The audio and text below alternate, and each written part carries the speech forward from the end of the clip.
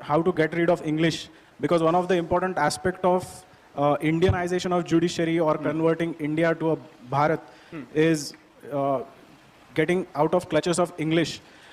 Because we do not have any common language, what can be a roadmap? Can Sanskrit be the alternative? So what are your views on this? Because Ambedkar has once said that Sanskrit is a good option as a national language. Thank you. Thanks for citing Ambedkar, but I think this question can be addressed without falling back on him. So I don't need to prove my points necessarily by the touchstone of Dr. Ambedkar. He may be relevant for certain aspects. He need not be discussed on every subject.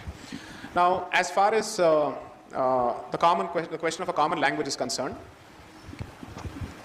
there is a discussion, forget Dr. Ambedkar, by Sri Lokanath Mishra in the Constituent Assembly debates, who is the father of the current MP from Puri, Sri Pinaki Mishra, a senior advocate in the Supreme Court. Go through the discussions on this particular subject. This was actually proposed actively when the language policy was being discussed. And they were discussing the provisions, I think, starting from Article 351 onwards to 343 onwards, in terms of what shall be the transactional language of the Supreme Court, what shall be the transactional language of the government institutions. This was a discussion that was going on. So Sanskrit was certainly proposed.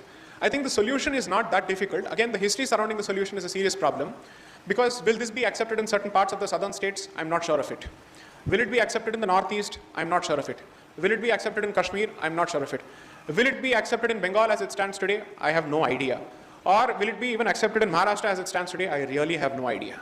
Okay? So as far as I'm concerned, none of these discussions are possible without addressing the central question of distortion of history. Because Sanskrit has now been given a certain racial connotation. It has been given a certain colonizing connotation. And we are much more comfortable accepting the language of the admitted colonizer, namely the British man. But we seem to be very uncomfortable accepting the language of the alleged colonizer, namely the so-called Aryan.